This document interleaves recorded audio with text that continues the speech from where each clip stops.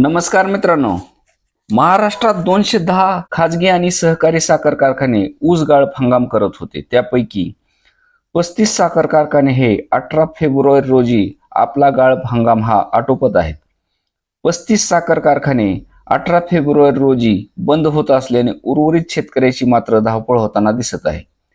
हे 35 साखर कारखाने जरी बंद होत असले तरी त्याच कारखान्याच्या जवळपासचा एकतरी कारखाना हा गाळप हंगाम चालू ठेवणार असल्याने सर्व शेतकऱ्याचा ऊस गाळप होईल अशी अपेक्षा आहे.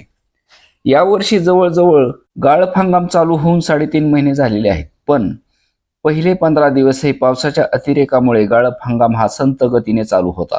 तर बरेच कारखाने नोव्हेंबरच्या 15 तारखेला चालू झाल्यामुळे खरा गाळप हंगाम हा 3 महिन्याचाच झाल्याचे दिसत आहे. त्याबरोबरच यावर्षी ऊसाच्या उत्पादनातही प्रामुख्याने अतिवृष्टी भागात घट झाल्याचे दिसत आहे. काही शेतकऱ्यांना एकरी 20 टन इतका कमी उतारा आल्याने निदर्शनास आलेले आहे. त्यामुळे सुद्धा हा गळीत हंगाम लवकर आटोपता घ्यावा लागला आहे. अतिवृष्टी, सततचा पाऊस या कारणाने ऊस पिकाला खताचे डोस देता आलेले नाहीत, तसेच तर नियोजनही करता आले नाही आणि सतत पाणी असल्याने ऊसाच्या पांढऱ्या मुळीचे कार्य थांबते. त्यामुळे देखील ऊसाच्या उत्पादनात घट आलेली आहे. त्यासोबतच नवीन ऊस लागवड असलेल्या शेतात सतत पाणी असल्याने त्या ऊसाला फुटवाच न आल्याने एकच ऊस उभा असल्याचे चित्र त्या बहुतेक शेतामध्ये दिसत होते. अशा शेतकऱ्यांना तर 15 टन प्रति एकर उत्पादन आले आहे. त्यामुळे यावर्षी फक्त सोयाबीन, कापूस, मका, उडीद, मूग यासारख्या पिकाचेच नव्हे तर ऊसाच्या पिकात सुद्धा खूप मोठे नुकसान झाल्याचे निदर्शनास आले आहे.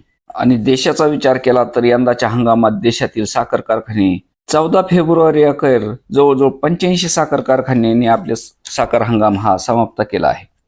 532 कारखाने हे देशात चालू होते. त्यापैकी 454 साखर कारखाने आतापर्यंत सुरू आहेत. विशेष करून महाराष्ट्रामध्ये साखर कारखाने येत्या 15 दिवसात गतीने बंद होतील अशी शक्यता आहे.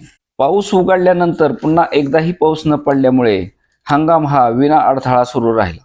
गाळपास गती आल्याने हंगामाची समाप्ती ही वेगाने होण्याची शक्यता निर्माण झाली आहे.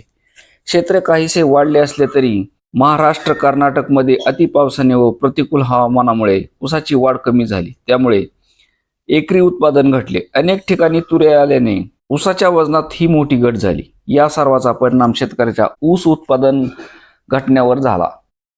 धन्यवाद.